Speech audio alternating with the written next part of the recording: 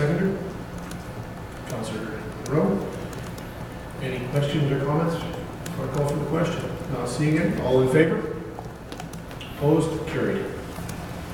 Moving on to item number 4 on the agenda is public presentations. I would ask the Administer Learning Council Association to come forward at this time, please.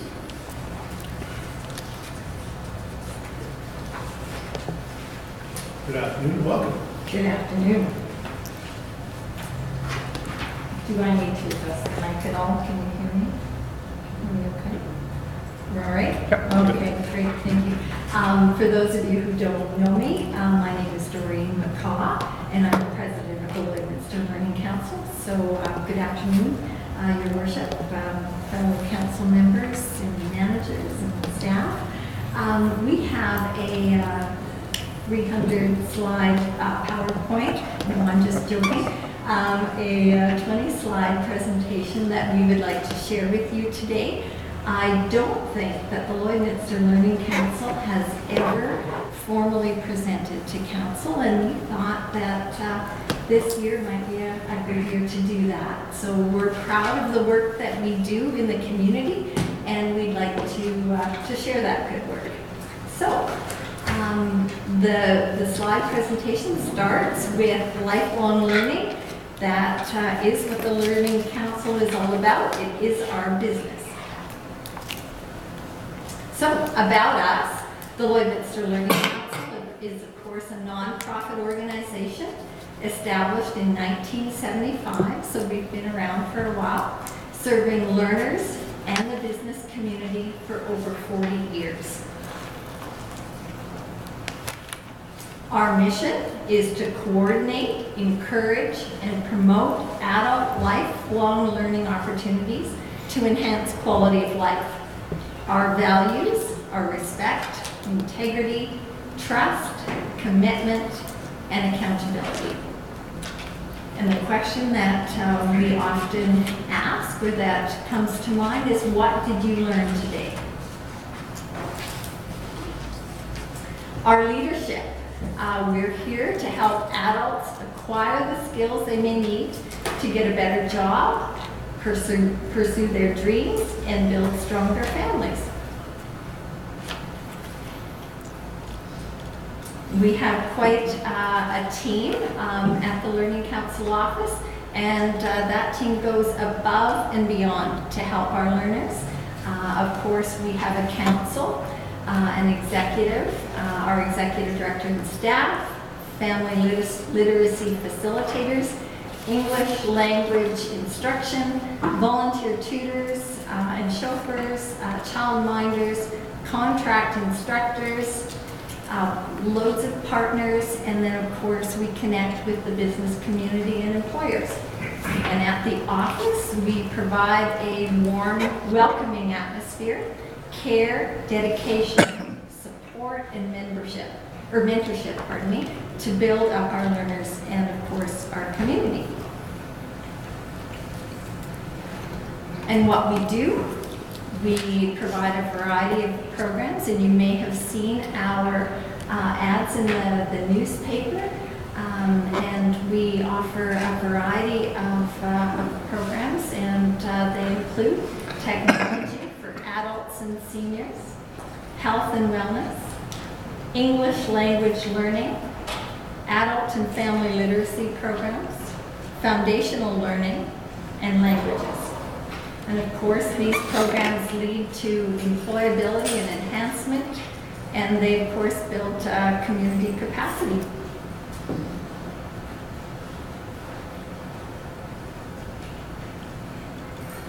There we go. Technology. We provide, of course, technology for adults and seniors. And we have the Adult Technology Series, a Senior Technology Series, and then, of course, Excel as a program that we teach at the college, or at the council. I'm getting the hang of this clicker. My husband doesn't allow me to touch the remote. Adult literacy through family literacy programs. Oh, sorry, I'm going to go back to that slide. There we go. Adult literacy through family literacy programs, and these are some of the programs that we have for youngsters. Books for babies, and that's for newborn to 1 year old. Rhymes that bind, that's 2 to 4 years. And then Fun with Numbers program, and that's for children 4 to 6 years old. There we go. English language learning. That, of course, is speaking, listening, reading, and writing. And there are beginner, intermediate, advanced, and then a women's program that we offer. And the women's program, of course, looks at some of the barriers that women and individuals experience when it comes to accessing programs in the community. So transportation and childminding are, of course, provided.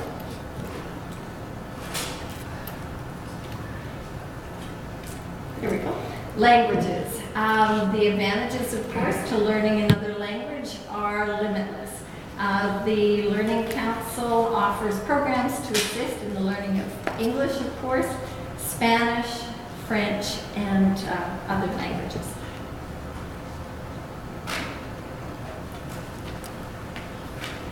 Employability enhancement. We work with partners to provide professional growth opportunities. Of course, we're a partner and participate in Business Education Month and the Business Education Conference, which some of you may have attended.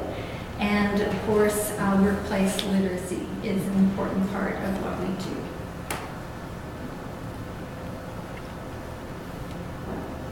Community capacity building. The Lloydminster Learning Council strengthens and builds a more vibrant community by providing opportunities for individual growth.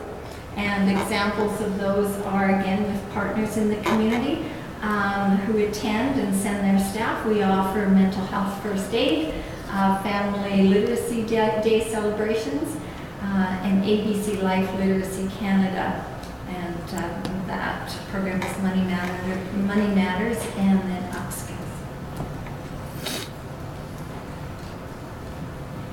The impacts of low literacy levels are important to highlight. Of course, that affects employment, health, lifelong learning, new Canadians, and our labor force. In 2017, just to give you some of our statistics, the Learning Council offered 72 programs and served 1,091 learners. We ran 10 English language programs, serving 72 learners and 12 employers, 44 employees from various organizations in the community, attended mental health first aid, and again, those were sent and paid by various employers in the community. And we do have quite a connection to the business community. Employers do sponsor council programs and events. Employers partner and collaborate with the council. They send employees to council programs and events. They pay the learners tuition, and they can also communicate with us and request custom programs for their staff.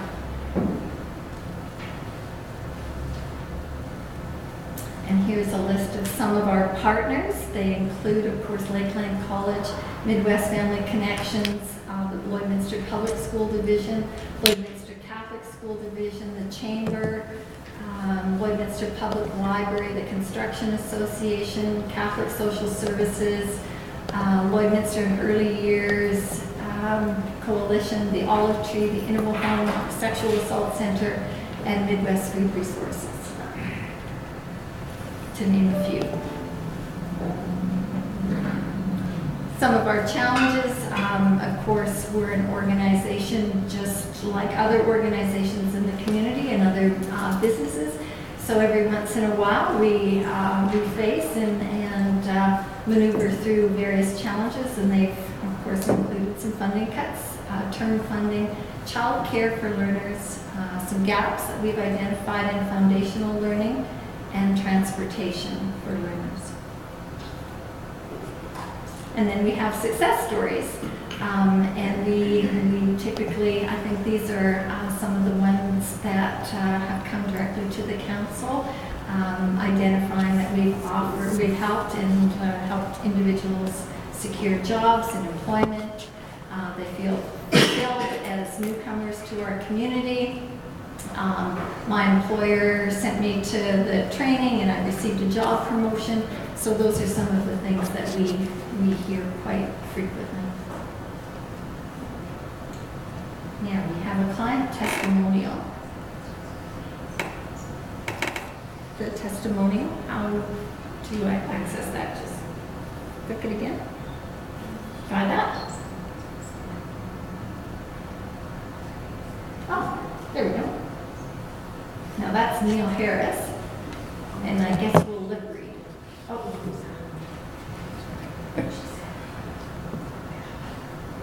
Is there anything more? Sorry, I'm just wanting to figure out how to get this, the sound on this.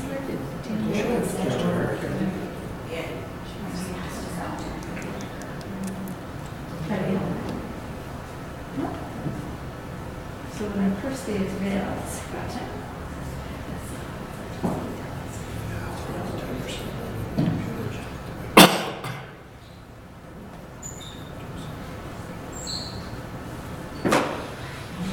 Okay, we're looking at the sound. Fire. No? Is there another button I should push in? This one. Maybe not. You had to start earlier. Sorry? You had to start earlier. Just Yep. Try it again.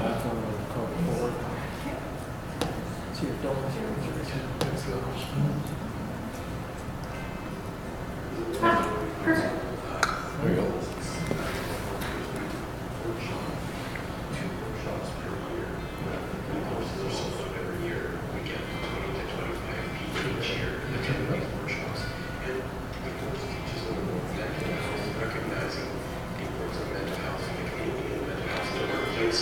And helping people to gain some skills about ways to help people who are struggling with mental health problems. I think in my particular work environment, I mean, they're incredibly beneficial for us. I mean, we're a nonprofit. We definitely operate on restricted funds, so being able to stay within our own community and have capacity built, I think, is amazing. To be able to send as many people as possible to something like this is just fantastic. Workshops such as these and some others like the other kinds of funds are like that help to the Lloyd Metro community in personal growth and or organizations seeking growth within homes. I really appreciate the Lloyd Metro Learning Council hosting these workshops every year because it builds more capacity in our community. More people have that training. Therefore, there are more natural helpers out there that can help people when they're going through a difficult time.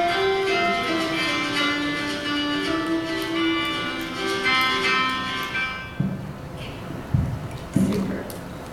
Thank you, Vinny, for helping get that sorted out. All right, and I think our last slide is how to get involved. Should you be interested or know someone who might be interested, you can certainly look at becoming a volunteer, become a partner, teach a class, take a class, and help us build our community through support. Thank you so much. Thank you. Thank you, Thank Doreen. you. Is there any questions for Learning Council? And if you have any questions, I'll refer most of them to the Executive Director, Darlene McDonald. She knows everything. Your Worship, Certainly, Councillor. just a comment. Thank you very much, first of all, for doing the presentation. Certainly one of the things that, in my mind, has sort of been a correlation with our social needs assessment. It talks about the impact of isolation in our communities, Yes. and particularly for foreigners that come in or immigrants that come in and need to be brought in language and all the other supports there. So I think that's great to see that gap, if you like, in our social fabric is being filled. I guess the question I always have is around this is that as we look at the multiple agencies we have in our community, we're blessed to have all that we have. The second part, though, is we end up hearing the presentations, and on those days when funds, begin to dwindle, and so we have those financial challenges. I guess in the role you're playing, what synergies do you think you might see in the future with other agencies in our community?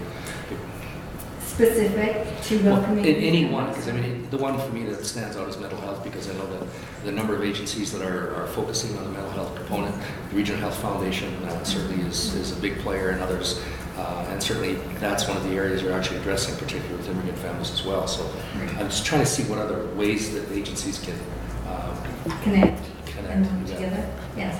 I'll let Darlene answer a good chunk of this question, but partnerships are important to the Learning Council, and the council itself is actually comprised of a number of nonprofit organizations, and so we connect through our quarterly meetings, and we're very connected and kind of have our thumb on the pulse of some of the mental health needs and needs for newcomers in the community, of course. So we are working together as far as some of those specific areas today. I know we have a very strong partnership with Catholic Social Services as far as welcoming newcomers to the community. And as far as mental health first aid and mental health services, yes, we do work very closely with a number of partners in the community to make sure we're providing that to all of the agencies that require it and need it. So I don't know if Darlene has any further comments. Do you want to?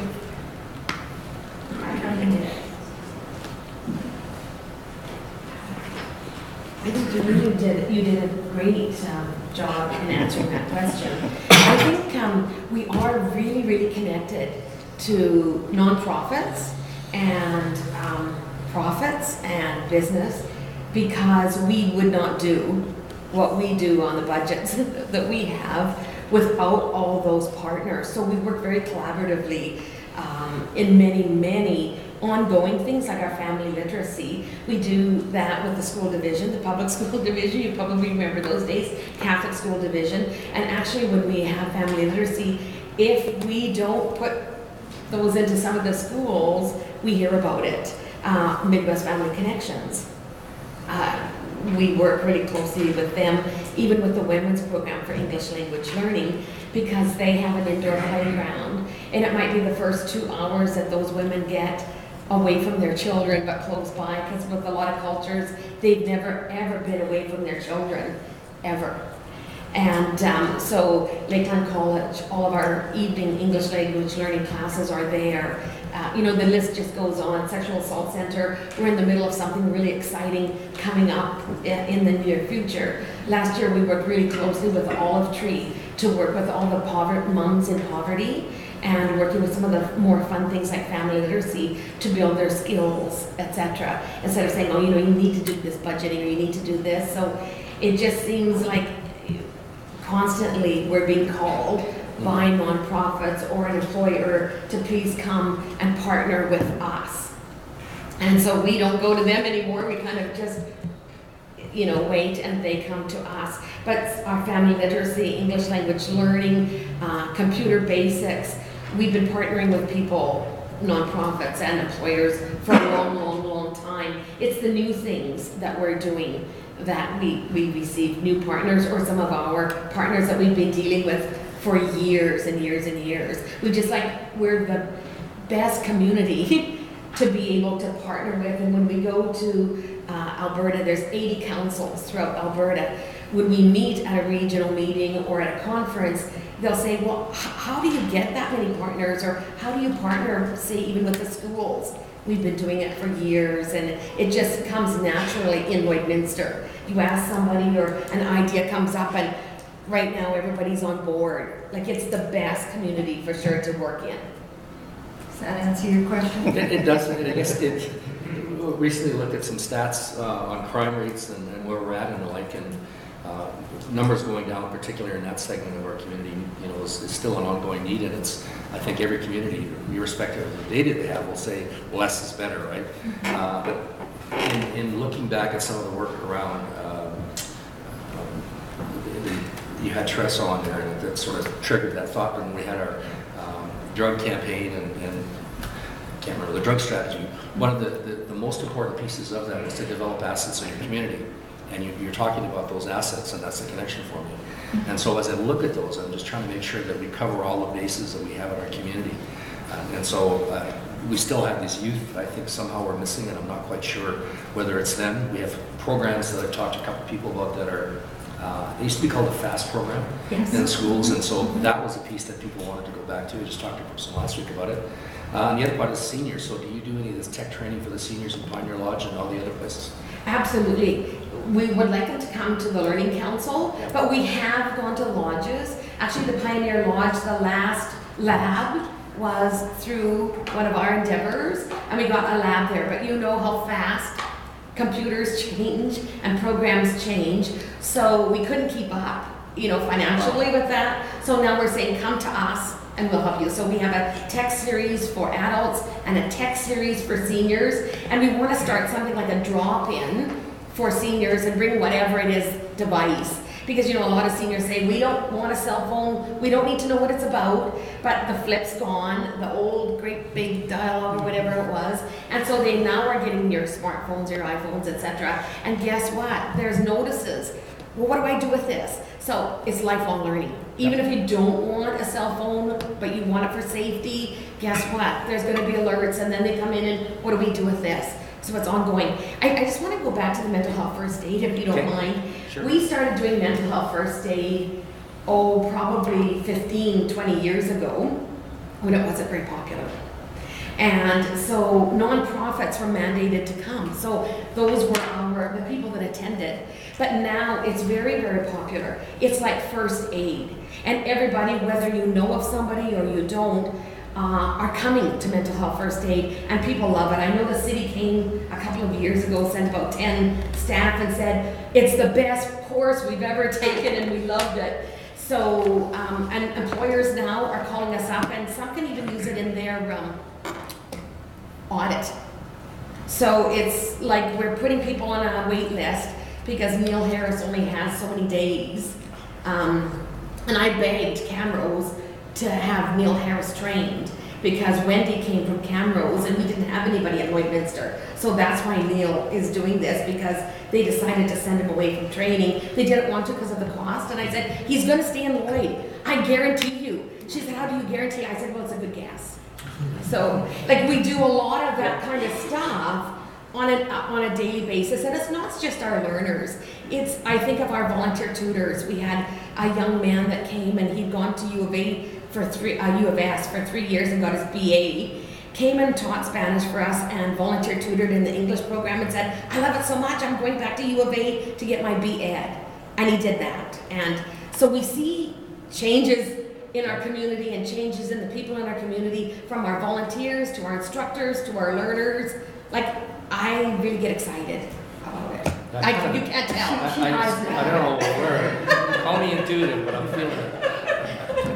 And Michael, maybe in the essence of time, maybe that's a conversation. Yeah, no, and that it the just, two of you yeah, could- I'm always, for me, it's trying to figure out what those assets are we're developing. Yes. And the other part is that every community, like, that's our responsibility and role, is to continue to develop them, because things I think are changing so quickly that, and not just technology, but I mean, the amount of supports you've seen that families need now.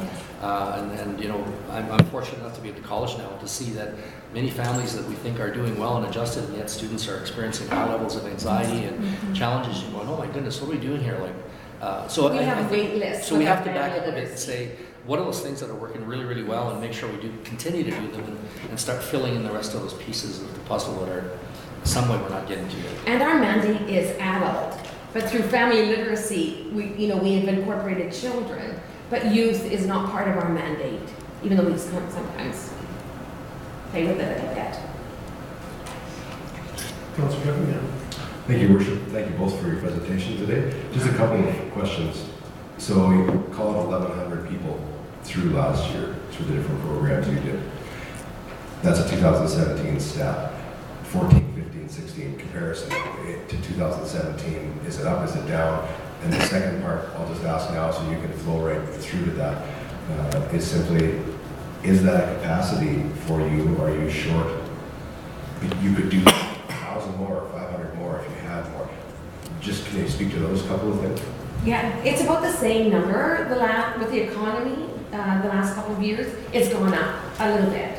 And definitely, there's people asking us for things that we've never done before, GED preps, that kind of stuff. And we've been working with Lakeland College because they did academic upgrading, and that's their forte and that's their passion. And so they're filling some of those gaps, but there is a lot of other gaps for sure. And when it comes to family literacy, English language learning, people are always asking for more additional things.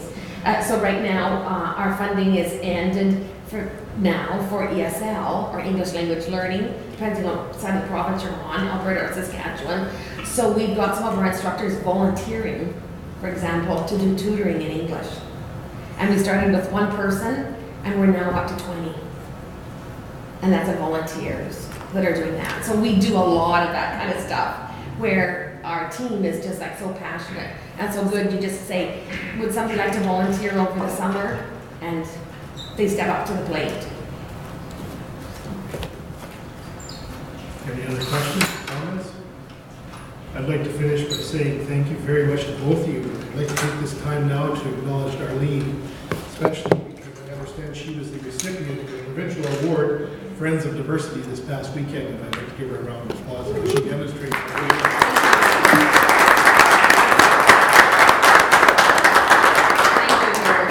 You're very well, it's very well deserving, Darlene.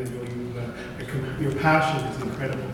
Every chance she gets, she reaches out to me, and I try to oblige by being there whenever they gather for Energy Day and things like that, because she does a great job with the families, the youth, the kids, and your team. Thank you so much for those folks that joined you today for this presentation. It's always great to see support from an organization that you have. So thank you for joining us. Thank you so much. Thanks.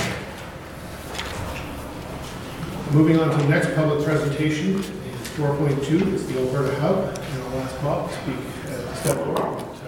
Welcome, Bob. I'm not going to try and take a crack at your last name. So, come on, Mr. Mayor, you can do it. Last name is Bispalko, and yes, it's spelled as Ukrainian as you want to get. Mr. Mayor and the members of the Governance and Priorities Committee, I want to thank you for this opportunity to present on Alberta Hub. Our official name is the Northeast Alberta Information Hub, but Alberta Hub is a lot quicker to say. Just want to start out, the province of Alberta is represented by 9 regional economic development alliances. Of course, Alberta Hub is one, and you'll notice on the slide deck the map of Alberta Hub. Highway 16 is our southern boundary. We hit the Saskatchewan border, we go up through Lac-La-Biche and come around on the west side. Currently we have 43 members, 37 are municipalities. And I'm very proud to say that we have our 2 colleges, Lakeland College and Portage College, as members, and the one university is Blue Quills, which received their university designation a couple of years ago. Of course, economic development is business and industry, and we have 3 business and industry members, a manufacturer, as well as an engineering firm, and Devon Energy just joined Alberta Hub this past year. Oh yeah, see, I'm like the last presenter. My wife doesn't let me touch the remote, so see if this works. Regional economic development, building wealth in your community through a regional approach. I wrap my head around economic development by exactly that, building wealth. And I want to commend the Lloydminster Learning Center because there's the social side of economic development and there's the business industry side. And the learning councils do a phenomenal job, and I have the pleasure of working with a lot of them through the province. So congratulations, ladies, that is a dynamic organization. Of course, the regional approach, it does start with community, building into regional economic development, and of course, the provincial economic development. We answered to Minister Billis from Economic Development and Trade. He asked the questions, okay, Ritas, what is it you do? And each one of us breaks down to 4 core mandates. As we see there, investment, attraction, expansion, retention, business support, entrepreneurship, regional capacity building, and of course, enhancing community readiness. I put marketing on there because marketing overlaps each one of those, and that's exactly what my background is all about. And should the city of Lloydminster consider and join Alberta Hub, that opens up the opportunity to work with all the organizations within your community. If you were to look at investment in that expansion and retention, or business support and entrepreneurship, that is the role of the chambers. Chambers are critical to achieving that mandate. Regional capacity building, enhanced community readiness. Of course, site selectors, are you ready to rock and roll? And that's where the marketing end of it comes in, because for each one of our community members, we've created an investment fact sheet, a quality of life fact sheet, as well as community online profiles and transportation profiles, just to name a few. Again, on a regional approach. Some of the projects that Alberta Hub has worked on or is currently working on right now, aerospace technology and defense. Of course, in our region, we have the largest air fighter base in Canada. And we've always had it, but never really worked with it. What opportunities in research and development? I've been with Alberta Hub for 7 years now, and through funding, through the Alberta government, we're working on this project. And I guess the timing is great because, of course, the Air Force Base is operated by Department of National Defense, and they are cleaning and greening that base. There's millions upon millions of dollars being planned. Of course, we've all heard about the F-35s that won't be coming in until 2032. There's a lot of infrastructure upgrades that have to take place there. Canada is moving forward with buying some used jets from Australia, and of course that means support teams. The other opportunities that exist there is research and development. The best analogy I can use, I guess, is the oil and gas. CNRL, Husky, Devon bring the oil out of the ground, and then they hire contractors. That's exactly what's happening at the Air Force Base. Lockheed Martin, to name one, is setting up a presence in Calgary right now, and they're looking at opportunities that cover a wide range of opportunities for local entrepreneurs. Lloydminster, of course, has a phenomenal business community with engineers and the capability that can get a piece of that action. So that project is focused on diversifying. Another one we're looking at is opportunity identification, lead generation. What does the world want? What is it we have? And that's the critical. We work on the mantra of market pull as opposed to producer push. So what is the opportunities that we have in the Northeast region, the Alberta Hub region, that we can capture? The Northeast Value Added Ag Initiative, that's with Portage College, Food Sciences Center. They have a smaller version of the Leduc Food Processing Center, value added. If there's a producer here that is growing a prime crop of blueberries, 50% of the prime crop is gone, value-added processing.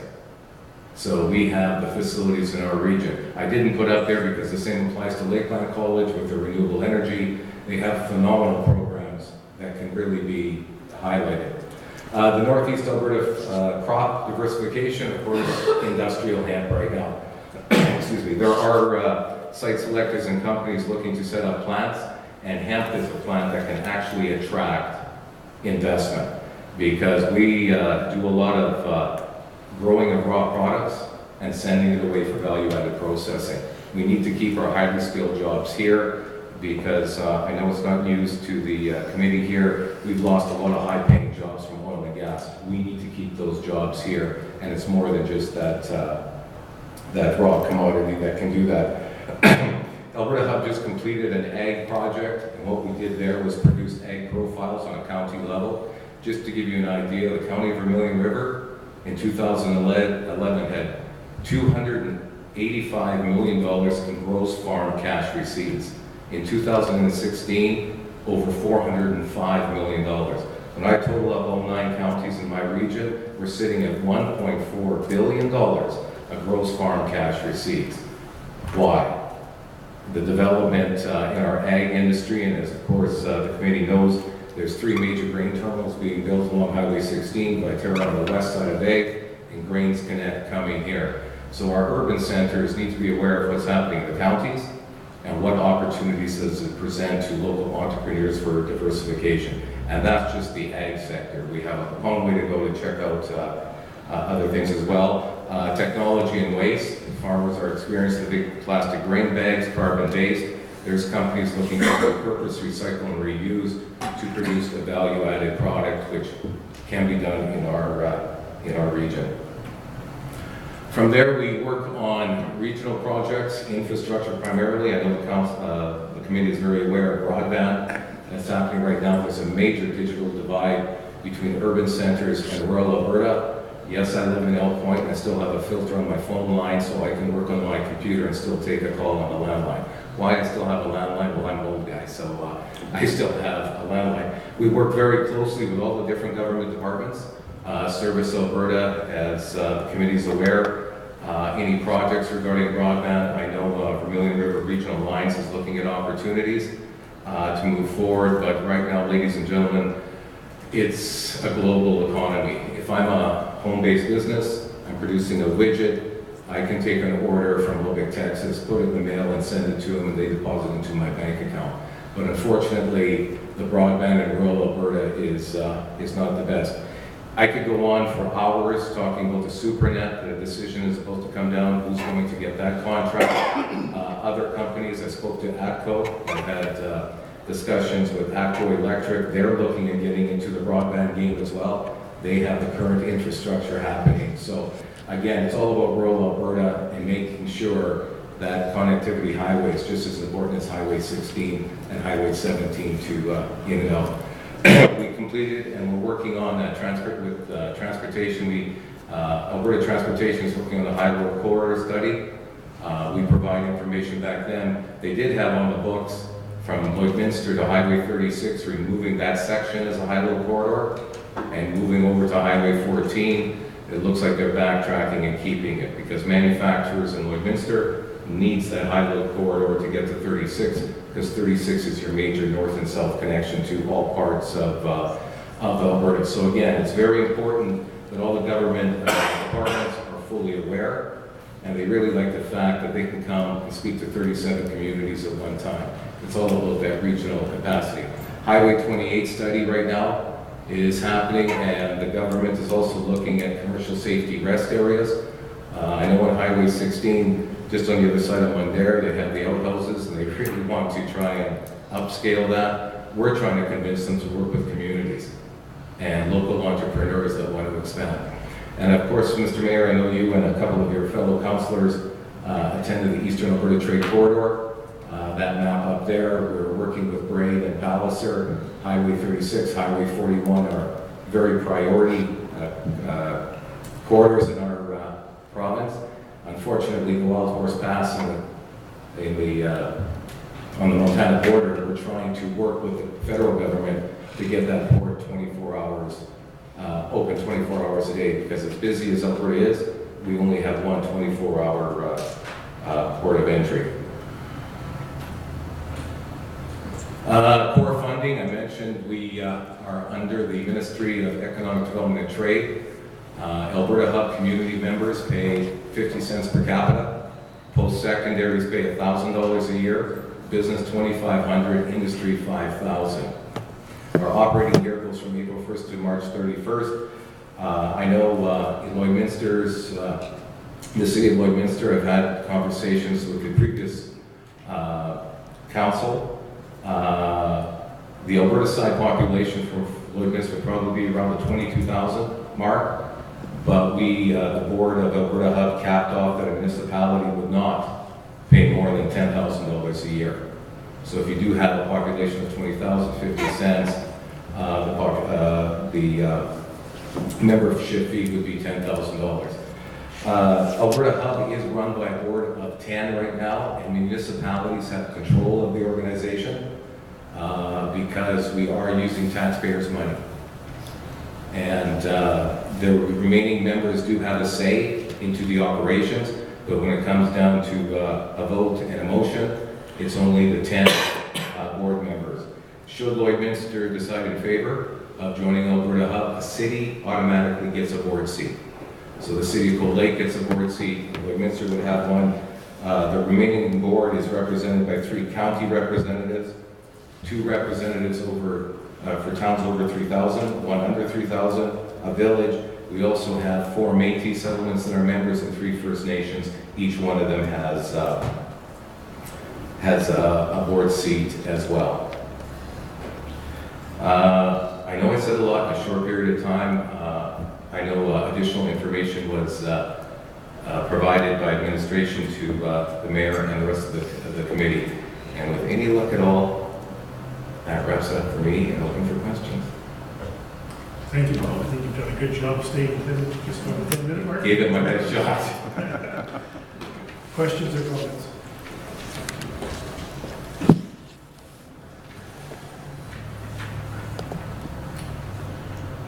I just want to say thanks so much for giving the presentation. It's certainly piqued my curiosity, and I think I want to dig in a little deeper in terms of how it functions and roles and whatnot in there. And because I think we have not been a member for some time, and I'm not sure why we chose not to, I guess. And that's something that we'll have to explore here and figure out what the benefits are relative to participating with Hub. It sounds like, again, just the numbers from 2011, 285 million in the ag sector to 2016, 504. What role did you play? What role did Hub play? Probably, to be honest with you, sir, I couldn't answer that, if any. Again, the reason I bring up that number was to show that what is there opportunities in the ag industry, understanding what industries are growing in our region. I'll be very honest with you, we've been spoiled by oil and gas. When I took over in 2011, and with permission of the mayor, in 2011, there was a major shakeup by the Alberta government. Back then, per capita was 20 cents, and the government reduced our funding. The Board of Alberta Hub upped it to 50 cents, and about 7 communities stepped back. They did not see the value in Alberta Hub. When I took over the role, I went to each one of the communities and saying, okay, what value, what would you like to see? Again, I apologize keeping communities abreast of what's happening around them. I mean, the role of the mayor, the council's got to be elected, you're focused on the growth of your community and ensuring that residents are looked after. However, what happens in Bruderheim affects Lloydminster. What happens in Lloydminster affects Lac La Biche. Very mobile. Our labor force, I can live in Lloyd, I'm working north of Fort McMurray. Life has changed. So when I asked communities, what is it you're after? The answer to me came back was, well, on a regional basis, tell us what is happening. What investment is taking place? One thing I forgot to mention, we were reached out by Devon Energy. The Alberta Energy Regulator is about to put in proposed methane emissions. So the energy companies came to us and says, okay, this is what will happen if these proposed regs come in. I'd like you to break it down to the dollar value. I asked Devon Energy, what's it cost you to drill a well? 1.2 million. If these proposed regs came in, what's the cost that we added to that new drill? They said $350,000. Bob, we're trying to convince Oklahoma to keep investing in Alberta, not take the money out. I will go to a county and I will say, okay, out of all the wells running in your county, how many are running? 4,800. What's the tax you get off that? $3,000 to $5,000. If Devon was planning to drill 50 wells, and after these proposed gas emissions came in, or these methane emissions rate came in, we're not drilling 50, we're drilling 30 or 20. The loss of taxation dollars, and that trickles down to businesses, labor requirements, and everything like that. So Hub, I would say our main goal is to provide that information for councils to make decisions and understand what is about to happen.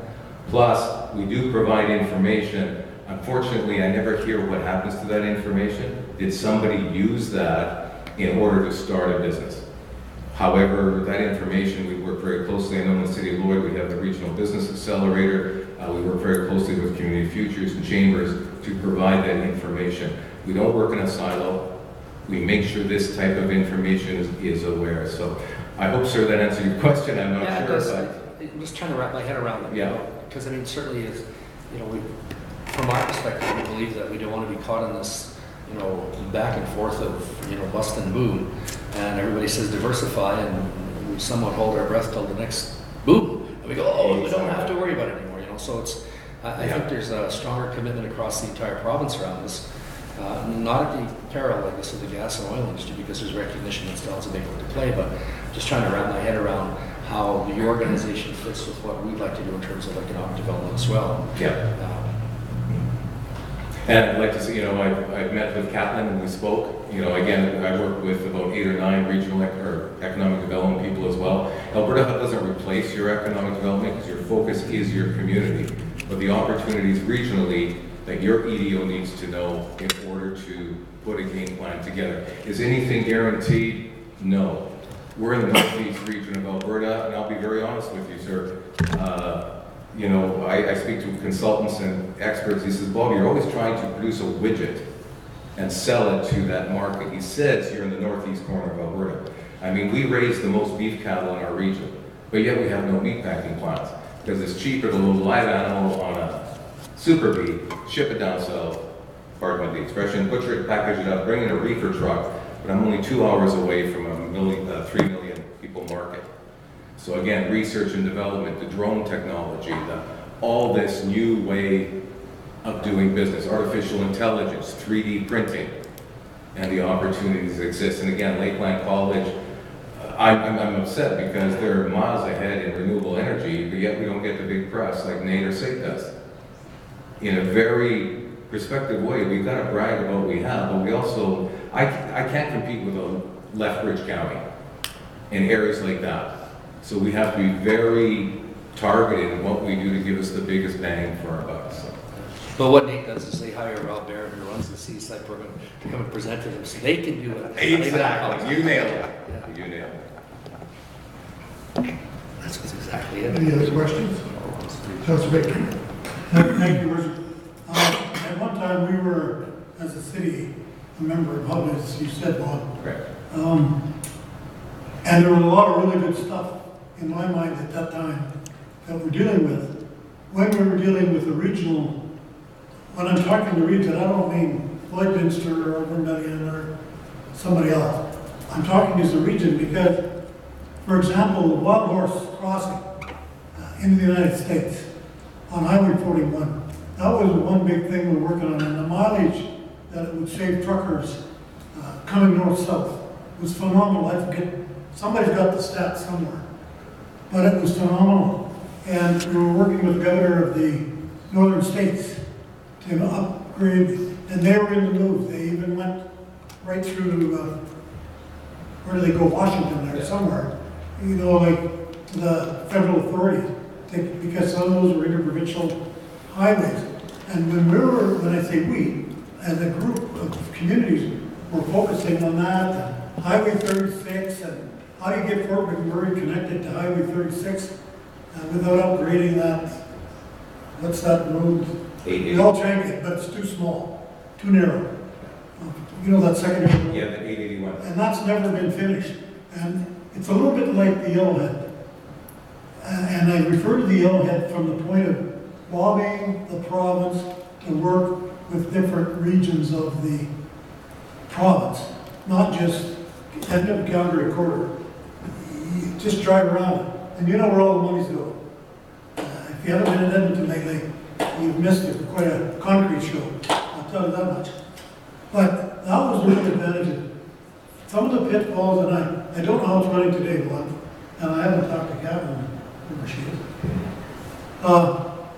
And sometimes we're getting to little silos and we're trying to deal with something in Lloydminster and something in Gold Lake, and it really became ineffective when you got off track and talked just about the little, or somebody wanted something, but if you stuck to the bigger picture, I thought it was pretty effective.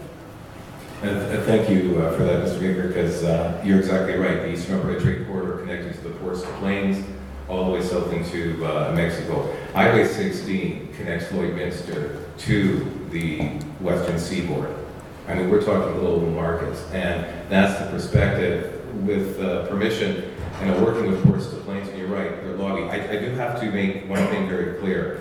Alberta Hub is not a lobby group. We're funded by the government. We can't turn it around. However, the information I put together, I present to our communities, and like the Mayor of Lac-La-Biche told me, he says, well, Bob, maybe you can't lobby, but I sure as the hell can. And that's exactly what it is. But regarding the silos, the way they operate in the U.S. is totally different. Engineers get money to fix their highway. But one of the engineers stood up, he says, we could have fixed our highway. Unfortunately, we're connected to that highway over there. If they don't fix it, it doesn't matter what we do. So they actually transferred their money to that district so they can fix it to attach it, because you're exactly right. What does your highway connect to? If you look at Highway 41 down by Owen, it's like a cow path. And when you look at 41 in our area, smoking hot, the guys won't use 41. Well, the trouble is 250 clicks down the way. That's why we don't see those truckers up here. And we talk to the trucking industry. Yes, Highway 36 is the shortest route. 41 is a great option. We use the thin edge of the wedge of industry to get the government's attention, but the opportunities for tourism, the opportunities for other industries to come on board. So you summed it up very well, sir. Any other questions? Thank you very much, Bob, for your presentation. I appreciate it. Thank you very Thank you for much. making the trip down from Mount Point. Loved every click of the way. Thank you very much. Returning to the agenda, item number 5, administration presentations. I see 5.1, Vision 0, the city manager. Thank you, Your Worship. I'll call Glenn Alford to present this item. Good afternoon, Glenn. Good afternoon, Your Worship, committee members. My name is Glenn Alford. I'm the Senior Manager of Public Safety, and I'm before you today to provide the committee with some basic information with respect to Vision Zero. We have, as you know, received the grant funding from the Alberta government, the Office of Traffic Safety, to proceed, and we've engaged the services of the Vision Zero Advocate Institute through ATS, and we will be having a stakeholder and strategic planning meeting coming up in early June. And so far we have 8 stakeholders involved. We're just waiting for confirmation from the Health Authority and the Catholic School District that they will be attending. And the purpose of Vision Zero is to try and reduce or eliminate fatalities, traffic collisions, and serious injury collisions within the city of Lloydminster. It's pretty much an open book. The strategic planning session will involve possibly traditional as well as some less orthodox means of trying to obtain that goal. The group will basically have a clean slate as we go in and look to try and reduce or eliminate these collisions. It's interesting to note that over the past 12 months we've had 3 fatalities within the city.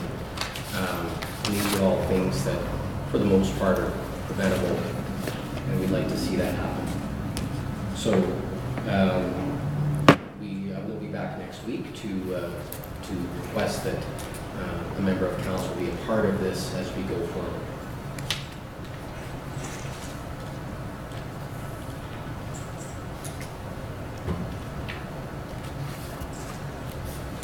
Questions or comments?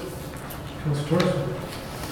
Thank you, Your Worship. I just have a question for the Mayor. Have you been in contact with a member of council I have not been in contact. Okay. Who's interested in doing this? I have a list.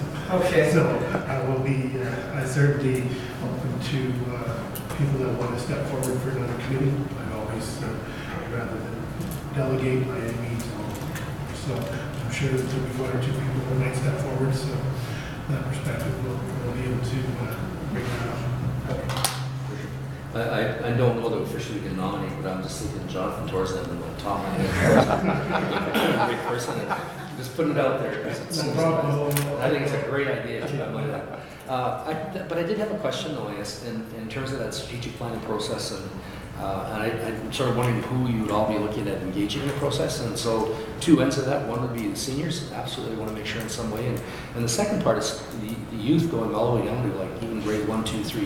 You'd obviously have to modify that in some way, but I found that the children at that age can see the simplest solution long before we as adults, because we try to make it so complex, and they'll just point it out, that's what you need to do right there. And so I think, and the other part of it is that ultimately we want those youth buying into this, and if they feel they have ownership from that very early age, I think we're growing future members that'll sit on this group and committee and carry it forward long past our time.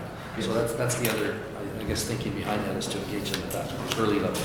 Yeah, a very valid point. I think by engaging a transportation manager from the school district, they're going to bring those types of issues that involve the youth, the concerns that are highlighted by parents through the school administrations, that get back to the transportation manager, Mrs. Bucknell, who's been very eager to be involved in this as well. So absolutely, I agree. Okay. I didn't hear you say you were going to involve kids, so, but I'll talk to Pat. With that in mind, Councillor, I'd like to add youth council. They're not a little older, but there are future generation of drivers. And in that age group, that certainly I think they might be able to give some insight that sometimes, as Dijak said, that you don't always think about it. I know they're still in school, high school in many cases, but just a matter of seeing if someone had the ability to maybe attend a meeting once in a while just to throw some input, or have them simply provide some input from their group as a group, because they do meet regularly. And I think that certainly would have some advantages to us as well. Absolutely. The slate is open, and it's certainly not too late to put an invitation to them. And I'll follow up with them. Thank you. Any other questions or comments? Councilor Thorson. Thank you, Your Worship. I'm just curious, when was the strategic planning hoping to be happening? I have 2 dates right now, Okay. the 7th or the 13th.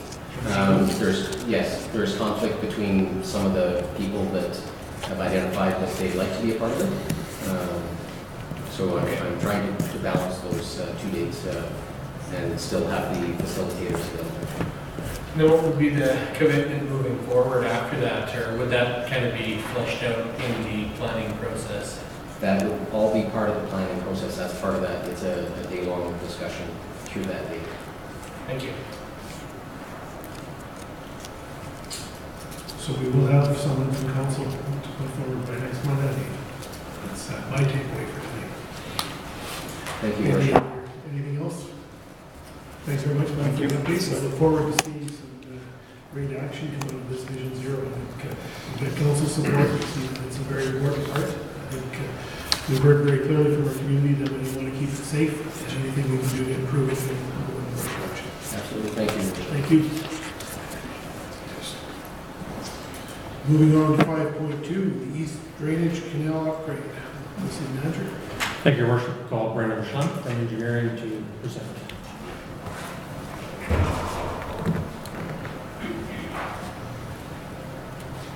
Thanks, City Manager. Good afternoon, Your Worship, community members. So I'll be presenting the East Drainage Channel upgrades, project limits from Lake J to Lake K. It actually goes up to crossing Highway 16. If you could please scroll to the map, it'll probably describe the project a little bit better. So just as a background here, the East Drainage Channel services the eastern portion and most of the southern portion of the city, so east of Highway 17, south of Highway 16, up to Lake J. All the storm water is collected through our underground storm systems. It drains into Lake J, and from there it is an overland drainage and works its way to Lake K, up to Lake N, and then north to the drawing blank here for Neely Edmonds. Sorry, thanks, Don. The Neely Edmonds complex. So the main area of concern here is from the Larson Grove stormwater retention pond to Lake K. There has been in recent years some 1 in 65-year rain events where the channel has actually flooded and is requiring some upgrades. Lake K isn't actually a lake right now; it's just a floodplain. So it actually needs to be constructed and defined as a stormwater retention pond. So I guess I'll go through the upgrades here that we're proposing in this project. At Highway 16, we would just like a good consultant to review the stormwater pipes to make sure that it has that they have the capacity to portray the flow through those pipes under Highway 16. As well as any other storm pipes along the area highlighted in yellow. Lake K will need to be reconstructed, and then the storm channel from the intersection of 36th Street and 40th Avenue all the way up to Lake K will be regraded so that the stormwater retention pond in Larson Grove can be drained through gravity means rather than through a lift station. The lift station requires regular maintenance just to make sure that it operates reliably and doesn't impact any residents in the area. And then the outlet control structures will need to be constructed for Lake K as well as Lake J. Currently, there's no physical control that we have to control the on-flow through the East Range Channel from Lake J up to the new Edmonds complex. So those outlet controls will help us just monitor and regulate some of those flows to the best of our abilities through that channel. That covers the background and kind of the objective here. Over I guess as a result of this project here, right now we're just trying to get the design complete for the project limits from Lake J up to Highway 16 on this drainage channel. We know that the construction of this project would be upwards of $5 to $10 million, and that's or even more, and that would be a pretty heavy burden on our annual capital budget. So we know that we're probably going to have to break this project up for construction into two or more different projects to actually construct during our construction seasons. But we'd like to get the design complete so that we have the ability to say from this station to that station we're going to construct this year, next year, and the year after we're going to do the other portions. And so we'll phase it. This year we have a budget of $200,000 to get this work done for engineering, design services, and geotechnical services to get any geotechnical information that would be burdened to this project. And I think that covers the project as a whole. Do you have any questions from the committee? Councilor. Thank you very much, man. Ladies and gentlemen, this is a pretty timely project in my mind. I do watch the water in this city and have for many years. And a lot of these flatland developments need some work from an unqualified engineer. How's that? Unqualified water person. But I don't know what the overall budget is. $200,000 covers the engineering and testing and design, right? That's correct. Your best guess, and I know you don't have a design, but is it a $2 million project, $4 million project? It would be, don't know if you have a best guess, that's all. I would say it would be upwards of a $10 million project. Just with the construction of Lake K, that is a pretty hefty project. I don't know if you have any. Yeah, I think Councilor Baker, we need to go through the process to get some design work done to understand the limits and everything else. I think that would be. I guess my point was gone that if, gentlemen, by May, that we have a stormwater fee now to deal with these issues. And that's just how important that stormwater levy is. And when you get into projects like this, it just makes it much more relevant to what we're doing.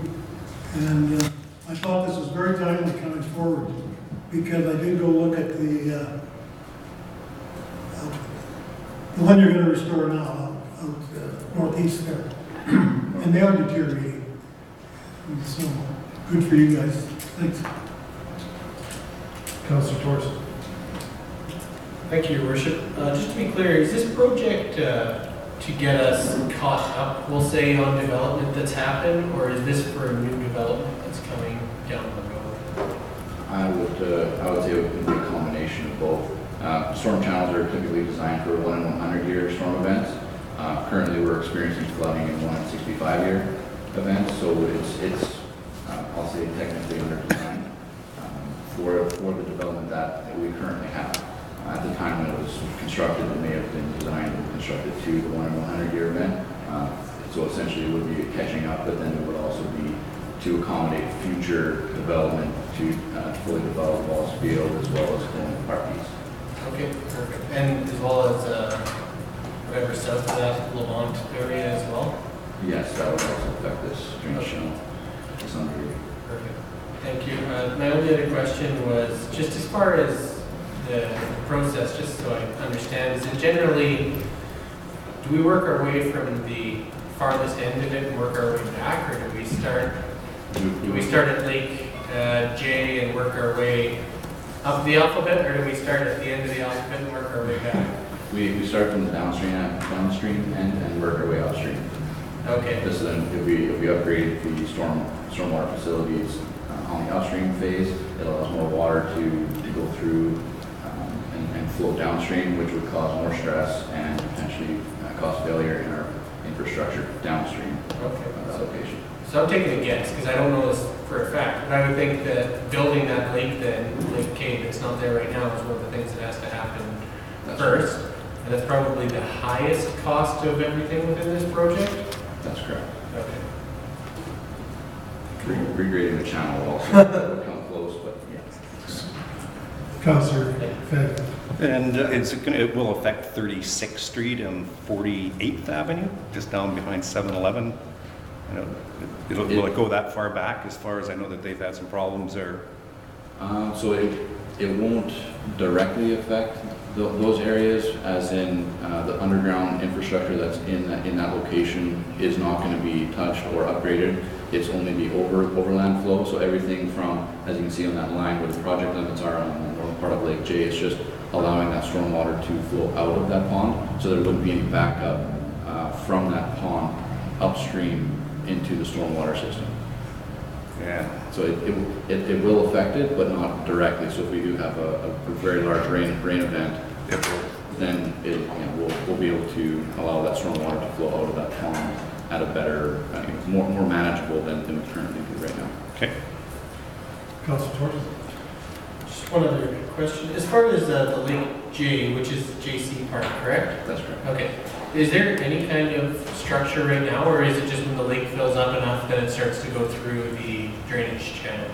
Correct me if I'm wrong, Don, but I don't believe there is an outlet control structure there currently. I believe it's just culverts or an overland pipe or channel that flows out of. Yeah, there's no control structure to define how much water flows out. So as the lake fills up, we discharge through whatever the pipe can handle. So it's just kind of gravity makes it happen? Like there's no pump or anything that's making anything happen. It's just fills up enough that it starts to go through the channel. It is correct. Okay. With a proper control structure, we can control the levels in the lake to hold more water back and release it at a slower rate so that the rest of the channel and structures can take the appropriate water. Okay, thank you. Any other questions? Thank you, Brendan. Appreciate it. Thank you. So the update, and we'll look forward to seeing what the engineer comes back with for a recommendation, and we'll talk about money from that step forward. Thank you. Moving on to the agenda. So we're now moving on to governance and priority matters. So bring with the 6.1, draft recognition for members of council. City Manager. Thank you, Your Worship. We'll call Dan Hobson from Legislative Services.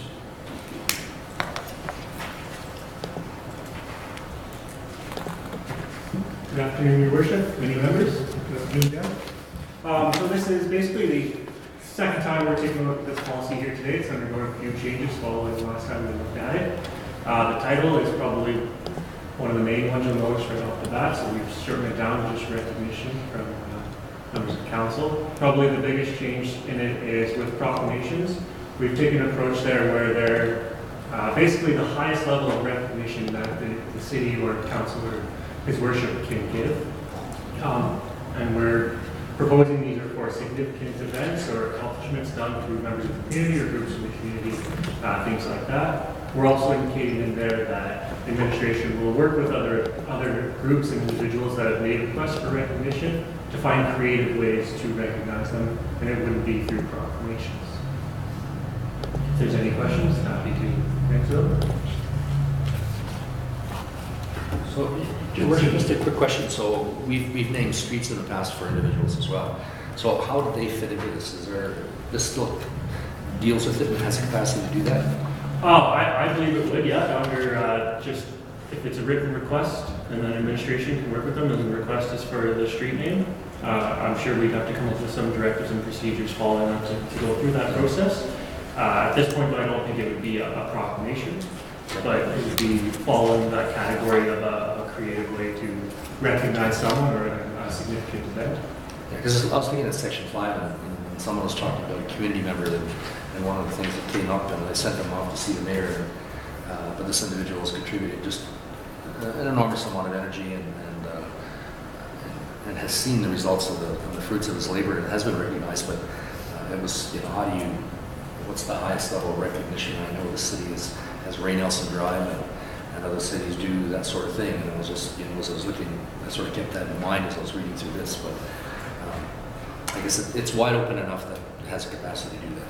Yeah, and we can go at any time, we can look at the name of any street or road in the city. Council has that ability. Okay. Any other questions or comments? I certainly appreciate the work that the Legislative Services team has done, because as I mentioned before in council, I often get a barrage of proclamations. And I emailed you, as well as that we received them here in City Hall, and I think that help giving administration some guidance will streamline, because it's hard to proclaim the same week into two different events. I really appreciate everybody who looks for the public relations, but I think that this will help set a very clear priority from that perspective, and work with our administration to ensure that we give credit and we help out organizations by their promotions and doing various things that way. I need a little more creativity on behalf of organizations. A lot of organizations do a lot of activities in the community already, and I'm looking forward to working with them as they continue to do that. Any other questions or comments? Excellent, thank you very much, Ned. Moving on to 6.2, I think you're just going to be hanging out here for a little bit. Draft roadside memorial policy. Thank you. So this is a new policy.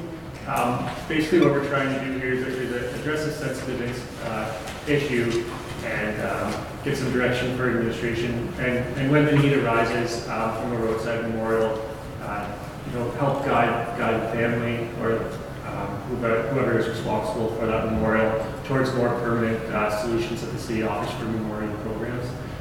So you'll see it's just a basic guideline of how the city would move towards removing a roadside memorial and when. Is there any questions? Councilor Thorson. Thank you, Your Worship. I don't really have any questions, more so just a comment. I thought that when I read the policy that it really did balance the practical nature of having to remove them at a certain point in time while balancing the sensitive issue of it being, someone's loved one.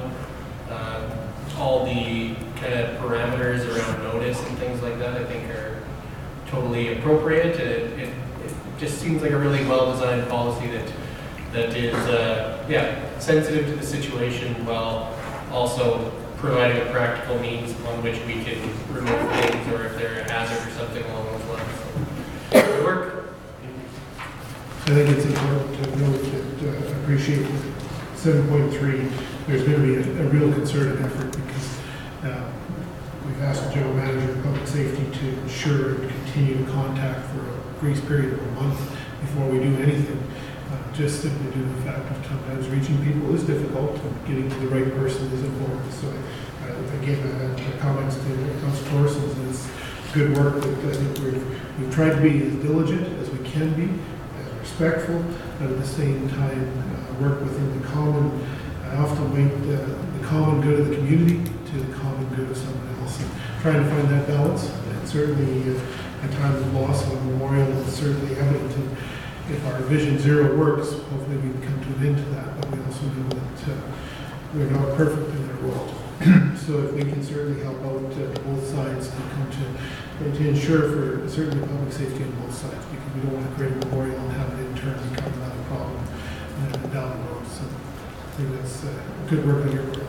So, Dan, the only thing here, just wondering, because it says administration will have it removed, so is this something our bylaw officers will tend to, or will that be added into the city manager's job list for this year? No, it would be left with our bylaw officers, our public safety. The only other thing, I guess, on there is just, the religious artifacts.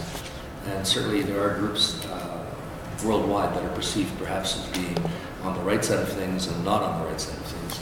And I guess to what degree is there discretion on our part relative to that? And that's the only part that I worry about.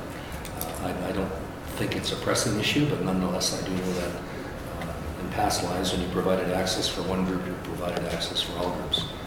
And that may be something to watch down the road as we see which groups are participating and what they do.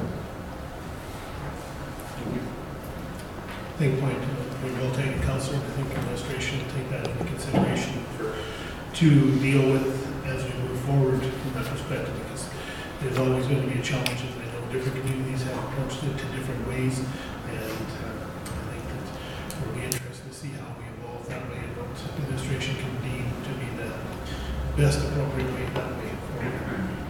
Councillor? Have we discussed, I thought, prior to this, the placement of like a permanent plaque if that family decided to, or some sort of a permanent small? I thought we had discussed that, but I don't see it in this policy anywhere. So we do have some programs that are offered, and a plaque would depend on the situation for sure at American Bill, but more of our long-term ones are memorial benches and memorial trees with plaques on them, things closer to that our Parks Division currently offers. Okay, and they could put it in somewhat of the location of the memorial, or no? It would be a case-by-case basis. I think for tree standpoint, depending on where the memorial goes, it'd be more for tree, would be more for a park. Okay, but the family does have that ability to apply for something in that respect, correct? Yeah. Okay. Councillor Baker? Your worship, in the past, there has been debate, and I don't know if there was a resolution, about folks wanting to put a memorial in, say, Bud Miller Park.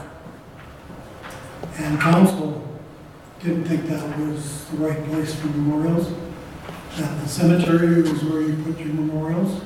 But I don't know if that was ever a policy or passed, but that discussion has been had in council chamber. And there was a few other situations in the city where there were memorials installed without city permission, and they weren't in the cemetery. So does this go far enough? Just a question. We can certainly bring back the details around the memorial programs, so you can have that information. I don't know if we need it, but we were faced with that issue of Bud Miller Park. All we're speaking towards is making the connection between to me, it makes it easier if it says you don't put them in the parks. Oh. Then you don't have to, because it's policy. It would make sense to me. Somehow that's handled. So. I'll ask the city clerk. I think this policy speaks to that, because when the placement of whatever memorial is decided, the most appropriate location will be selected. So if it's a bench for Bud Miller, may be the most appropriate location. If it's something that would fit better at the cemetery, that's where that location would be sought to find. If it's a tree, a park would be the best location. So the policy does provide administration to work with the family to find those locations. Because I think, Councillor, and I say this from the perspective, if someone wanted to plant a tree in a certain spot where it would be a visibility factor, I'm sure our roads team would have some input, but at the same time, maybe a bench, a park bench would be a very nice compromise that could go along a sidewalk, especially during the intersection, without implying that it's going to impair vision. So I think that that's what the intention was here, was to give some movement, I guess, but not stringent one way or another, but at the same token, working with administration having that final say. I think the real problem was council knew that it shouldn't go there, but they didn't want to offend anybody. How's that? And I was one of them, by the way. Well, point well taken, and I think that the intention here is we can work with individuals and families. If you're okay, that's fine, but it's just we got to figure out how to deal with that. Oh, absolutely. Yeah, because we don't, that's the last thing we want to do is see somebody plant a tree simply because that's the memorial they've chosen. But we do want to work with them to ensure that if we do plant a tree, we find a tree or a place that's appropriate for that tree to be planted, rather than simply at a point. And find where they'll be able to find some comfort and solace in there. Any other questions or comments? Thank you, Ken. I think there's one more. Access to to 6.3. Thank you again. So this is another new policy that we're seeing for the first time today. So it is looking to replace the inclusion and diversity policy, policy 06/2015. That policy is attached for your reference. Hopefully you've had a chance to review it. In a quick summary of it, I think the policy hasn't been utilized and that it's fairly broad. So we've created the barrier-free policy in an attempt to provide administration some more direction and a commitment on behalf of the city to basically address accessibility issues. So if there's any questions or concerns, again, I'd be happy to address them. Councilor Thatcher. I have a question. And for me, I thought, I think both of these policies should continue to remain. I think they speak to two separate issues. I think the old policy around inclusion and diversity really spoke to intentionality on the part of the city to create an environment in an active way. And it talks about being, having partners in the community, build a culture that values and celebrates diversity and inclusion.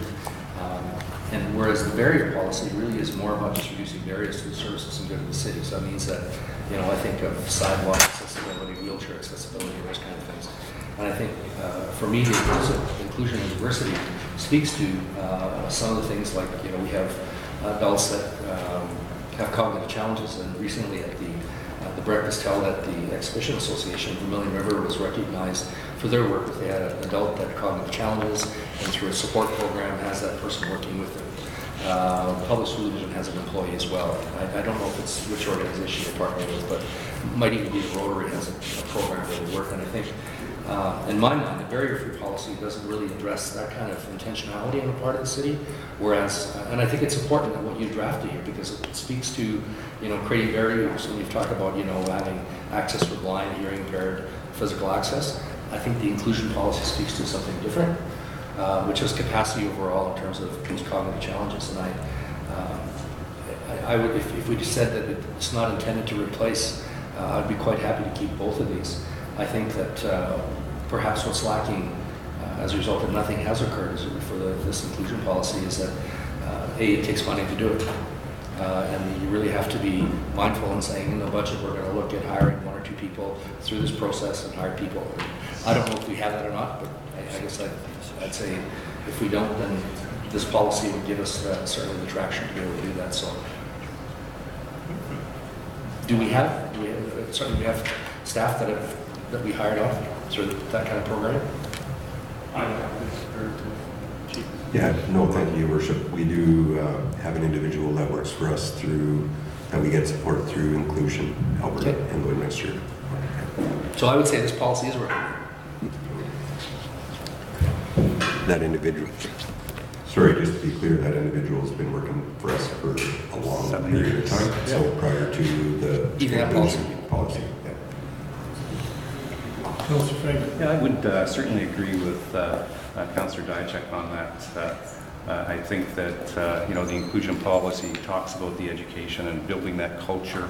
I know that previous council as well as administration and the Lloydminster Inclusion, which was Alberta Community Living at the time, I believe, worked quite hard on that process of bringing this policy in. So it would be a shame to see it go.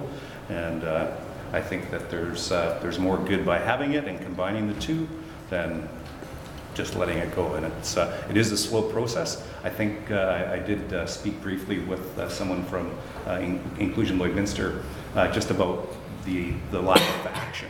And I think that they felt that there was a change. That was late in October of 2015. A short time later, there was an election, 5 new councillors, a new mayor, and then a big change in administration. So I think this, I appreciate this being brought up, and I think that this is a good turning point to really start to take a look at the inclusion side of things, because we are very fortunate in this town. We're leaps and bounds ahead of many other cities with both the public and Catholic School Division. Lakeline College has post-secondary education for people with developmental disabilities. We've got a handy van that's been around for 40 years. And when I can tell you that Inclusion Lloydminster and Alberta they work very close together. They've got us on a national platform, and we're being actually considered for a housing pilot project that involves 5 other cities that are the size of Vancouver, Montreal, Edmonton, and Halifax. So Little Lloydminster does give good representation out there. Worship, I would add, though, I guess, there's certain changes to the vision in there that would need to be tweaked in that inclusion policy, because it talks to the world-class community with unlimited opportunity. Our vision has changed, and so there are pieces in that I think need to be updated. But the intent, I think, was, and perhaps something we need to spend more time debating and talking about as well. But I really find merit in both of these policies, that they bring assets for us as a city, I think, forward. Councilor Torres. Thank you, Your Worship. So from what I caught from both my colleagues, I agree with a lot of what they're saying around keeping some of the parts that are in the inclusion and diversity policy. The only thing that I would say is that I feel as though the new policy, the barrier-free, is a lot more prescriptive for actual things that we're going to do. So if it were my choice, I would say we do scrap the inclusion and diversity and beef up the barrier-free to include more things that we're going to do that surround some of the other goals that are within the inclusion and diversity policy. So if it's around education, okay, in what way? Because we talk on very specific things on the barrier-free about no fees and about providing, access, or having Braille and all those. It's very prescriptive, which isn't always good in creating policies. A lot to be very prescriptive, but in this case, this is telling the community, it's telling people with physical and developmental disabilities, this is what we're going to do to help include you with the rest of the group. And I think it's great to do it, to have it that prescriptive in this case. So I would actually like to see a little bit more of some of the theme of the inclusion and diversity policy beefed up into the barrier-free policy. Thank you. Yeah, I would just counter that on the fact that the identification within the inclusion policy is a directive that identification and removal of barriers to participation and access to services is already in that initial policy. Fair. Yeah, I guess the part that would say that is that it is in itself really all strategic. Do one, do this, do this, do this. As opposed to, I think, when you look at the inclusive policy, it really sets a vision for the city. It's more vision oriented, and I think that's, as you look at a policy, you want that broader picture where we're going and what we're striving for, and then that drives all those other pieces below it. I can live with separate, I can live with merged, but I think both of those pieces are too important to be ignored, and I think they both can be married somehow, or separate. I said I'm not married to it in that sense, but I really think both bring something unique and important. Thank you, Your Worship. So I just want to be clear, and maybe I agree with you. So you're saying the inclusion and diversity policy is really already saying everything that's in the barrier-free. It's just less prescriptive as far as the specific tasks that we're going to do. And that's fine. That's fine. And the only thing I would say is, if that is the approach that we did take, where we stick with the original inclusion and diversity policy, it would be great for us to put out there some sort of communication to say, okay, these are some of the ways in which we're doing this. Because I think that's what this new policy is doing. So either way, it's all good. So long as we're doing something positive and inclusive, I think that's what's important. And Your Worship, just the last thing, the fact we've added service dog. And I think that's where some of those pieces in the barrier-free that just wasn't available in the inclusive, other pieces as well. And so it's like each of those have some real merit in terms of standing on their own and saying, so it doesn't matter if you have a service dog with you, you're allowed to come into our buildings, and it's pretty clear. And people should know that, no, it's not just your pet, it is a service dog. And this really gives direction for our staff at the front line as well. And I think that's kind of the importance of this piece as well. So they both have. Your Worship, like the rest of the team here, certainly there's a lot of good. I just ask, the word barrier-free, is a big word. That means every building in the city needs an elevator that serves somebody upstairs, escalators. This could be millions. What's the budget for all this stuff? Like, the time frame, do you have it in your building code? Do you change the building code so that as you build new buildings, you put, or do you go back and try and retrofit old buildings? I realize signage is over here, but I'm talking the big ticket items. How do we deal with that in this policy? Maybe I'm reading it wrong. I don't know what I'm reading here.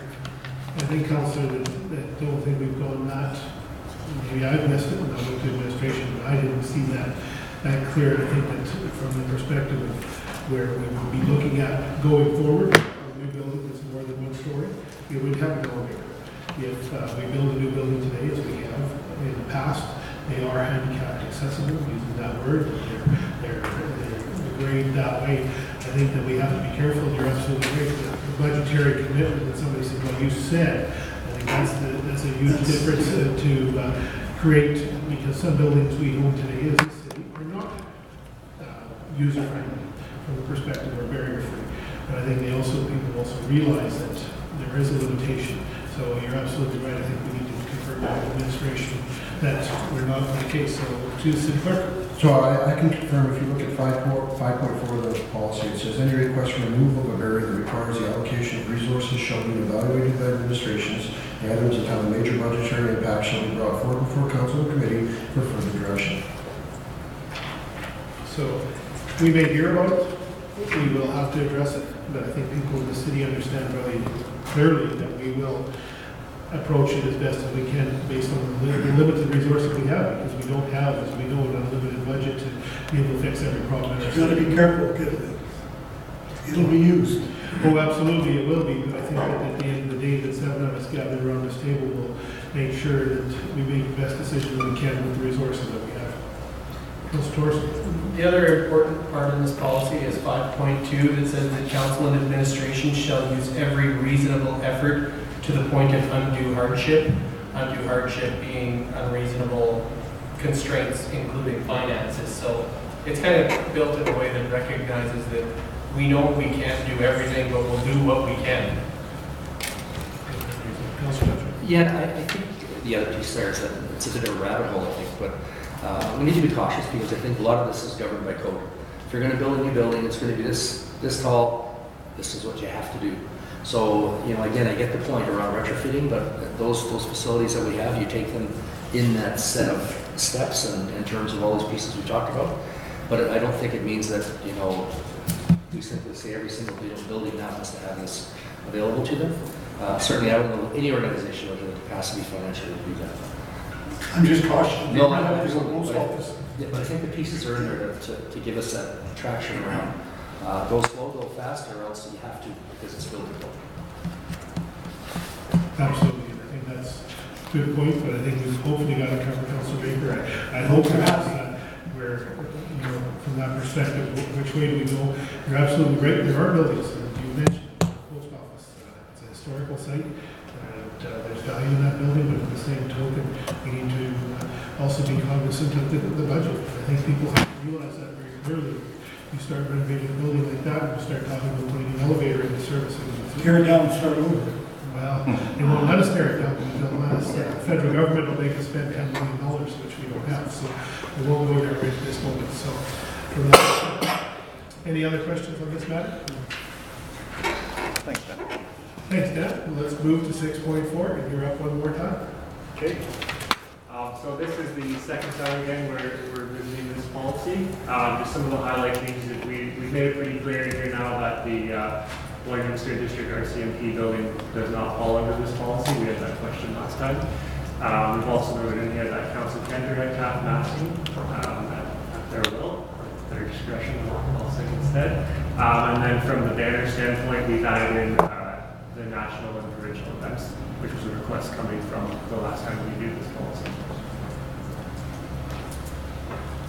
Any questions or comments? I do appreciate having some questions, some guidelines for administration being put forward. Because people often ask, what does it take to lower flags? We've looked to the province in general for some direction on certain things. Certainly the last tragedy that Humboldt experienced was one where flags did fly for some time at half-mast. This gives us a little more direction, and certainly regarding the matters and things that fly in our city that we often get requests for, and I might be able to have administration deal with those on a timely and orderly basis. Your worship, the only other thing is I do know that Holy Rosary lifted 2 flags up. Our policy would only cover one of those 2. And I guess as we go down the road, I'm wondering whether or not we may be asked to hoist this, the second of the 2 that we put up. So one is from Métis Nations and the other one is from Treaty 6. So I don't know where that fits in with other provincial organizations and other municipalities. So and we can leave this as it is and have a backdoor in your summers, which we have an opportunity to do that because council has the right to be. I guess take that step as it is, but I guess as you look at this, I would just say it's just it's a flag. Sorry, but just again to be aware that, because I certainly wouldn't want people to think that they've been overlooked or somehow said no, we're not interested in your flag from that standpoint. So. Absolutely. Some direction to go back to administration for a little more soul searching on that one. Just say, I realize it's certainly there to fly another country's flag. Yeah. I know we've had a visitor from the Philippine government in the past. I don't think we flew the flag when he was in town, but there is certainly opportunities for other dignitaries to visit our community. I think we've got one empty flagpole. That's what we have right now. I'm not committed, so something we'll have to take a look at from that perspective.